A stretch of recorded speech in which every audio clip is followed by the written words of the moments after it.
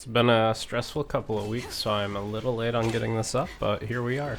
These are my first impressions for Fire Emblem Engage. Fire Emblem Engage is somewhat of a return to form that I have so far very much enjoyed. The aesthetic of the game has been heavily simplified, but has a better theme and palette to it than Three Houses. My least favorite thing about Three Houses had to be the dull color palette and the way the maps looked like they were made with pre-made assets. The levels looked uninspiring and everything was blurred together, making it hard to differentiate units at a distance and make out details on the battle maps. This is almost, if not entirely, resolved in Engage. Battle maps look so much better, the bright reds and blues for moving and attacking are back, instead of the dull sort of washed out colors that were there before. Characters are much more unique on the battlefield as well as vibrant. They pop much more off the map and are more easily readable. The map design also makes each tile of the map feel more distinct, while still fitting in as a cohesive theme in the background for battles. The core weapon triangle is back via breaking mechanic, and the way classes and combats work has been shifted towards more of a traditional style. On those notes, I still am not a big fan of the classes. I am sad that seals are still generic across all units. I really liked when there were specific seals for specific types of units.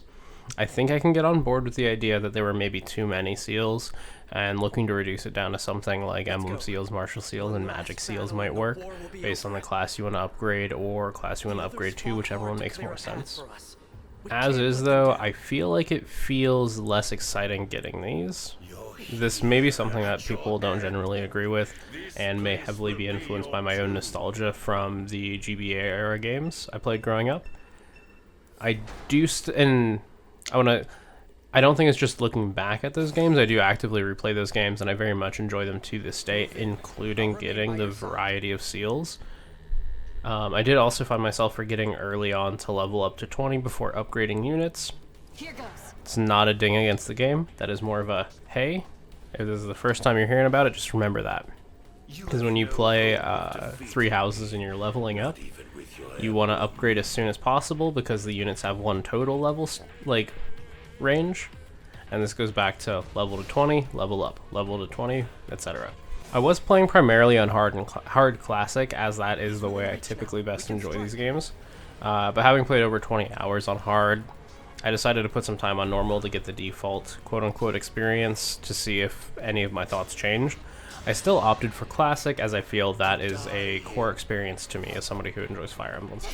I do understand and appreciate the inclusion of the casual and Classic. I don't want to speak down to people that choose casual. I think it is stressful to lose characters you really like if you're only planning on one playthrough as well. So I've put about 20 to 25 hours in my normal and Classic playthrough now.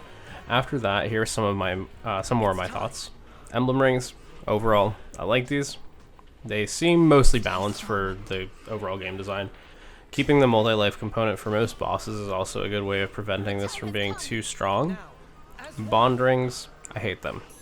I hate the freemium economy bullshit of rolling them and having to craft them up to upgrade them, the grind for additional bond points. It's also tedious, and for what? Like, what does it get you? Let me craft each specific ring and upgrade it if you want to have that sort of progression. It feels so bad to deal with in this in-game. It feels bad to deal with this in a game you just bought for $60 and then you're just wasting time doing this. You can't guarantee that you're going to get the rings you need or want. Please don't waste my time. The interaction between brawling and magic, bows and daggers is weird. I understand it kind of, but it just doesn't seem necessary. Break as a mechanic is weird as well. It seems to be a way to allow characters to have much more lethal attacks, and by that I mean you can sort of like burst down one unit without having to worry about taking damage. It does feel like this adds a lot more importance on moving the right unit to tank, but this forces you to play so much slower when moving up the map while making misplays much more punishing. The game also has a bad habit of spawning in enemies in unpredicted ways or places, in the perfect place to absolutely wreck you. I think having this happen every once in a while is fine, but it happens so much it really begins to slow the pace and become frustrating, since you're always playing around to like, okay, when and where are the enemies going to show up, and it really like makes levels drag on when it doesn't feel like they need to. I think it also has a bad habit of these characters being characters that just like compositionally counter what the level kind of told you needed to play, in a sense where theoretically, like, let's say you're playing, they've got a lot of magic users. You may be like, hey, I'm gonna use Chloe or whatever, because she's a Pegasus rider. And then it spawns in archers. So shit like that, where it's just, okay, this looks obnoxious. Or it's, hey, they don't have magic users, I'm gonna put my armor boys up front. And then you progress, and then it's like, hey, we just spawned a bunch of magic users and we're gonna one-shot you. So there's things like that where it just feels unnecessary and frustrating, and like the game isn't really being honest with you. The connected feature also seems to add a noticeable delay to loading into maps. Obviously, I prefer if it didn't feel like this. I'm curious to know why this is. Is there no way to have this data pulled in the background during certain areas and just toggle a number for tiles as far as like which ones are going to be yellow, purple, etc., and kind of add that data? If it's real time, why does it need to be real time? Couldn't you just like get all of the data for the maps the first time you log in, as long as you're connected, and then just update it anytime you go to the world map, like in the background or in the Somniel? I'm just, it doesn't make sense to me.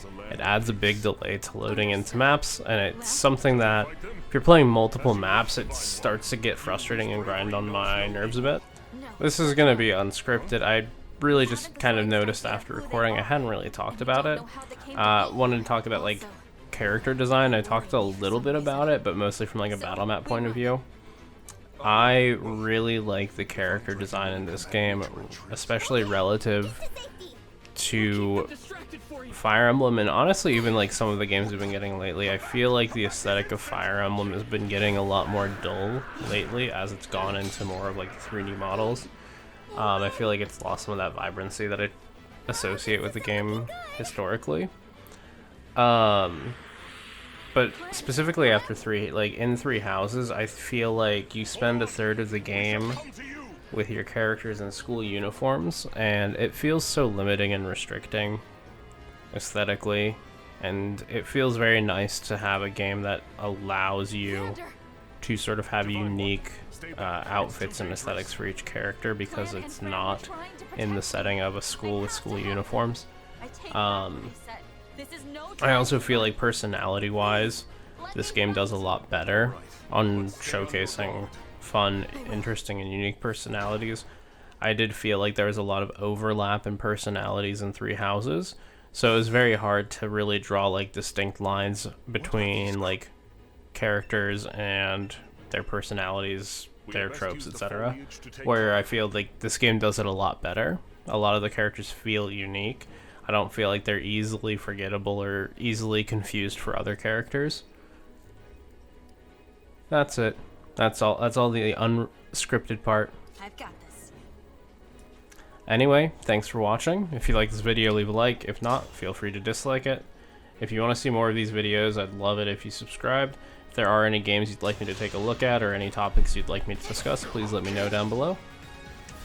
There is a little blurb after this about video schedules and standards, so if you want to stay and listen, please do. Otherwise, I will see you next time.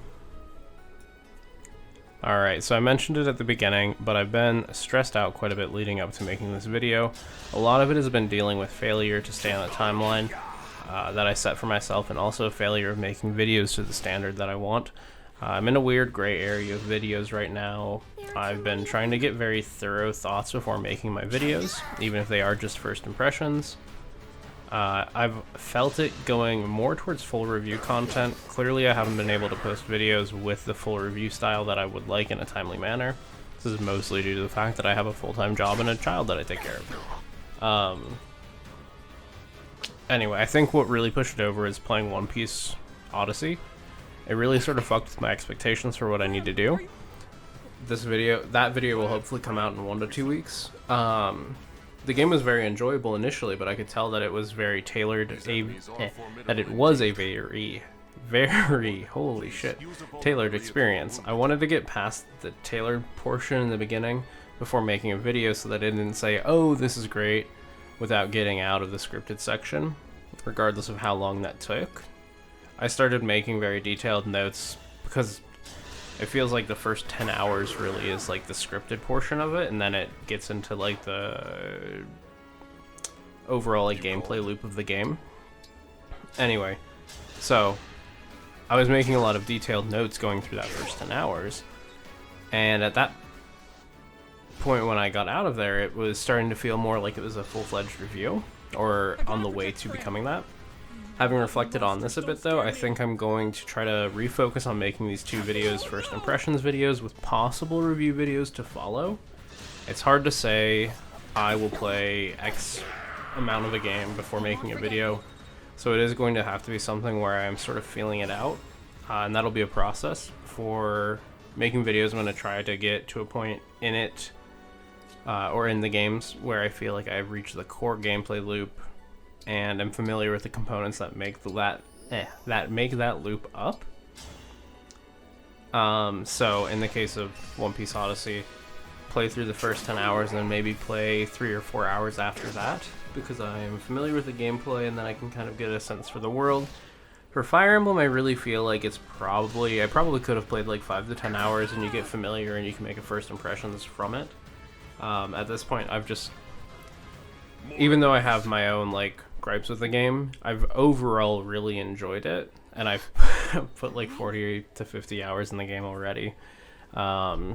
So I feel like I've definitely cleared the bar for being allowed to make first impressions content. And I think the review content would be me sitting down, playing through the game, and trying things more. But I really want to get this first impressions content out, because the review content, I feel like I'd hold myself to a level where I am sitting down and I'm playing like the same levels over and over again. I'm trying different characters, I'm seeing like what it's like to progress in every sense of the game.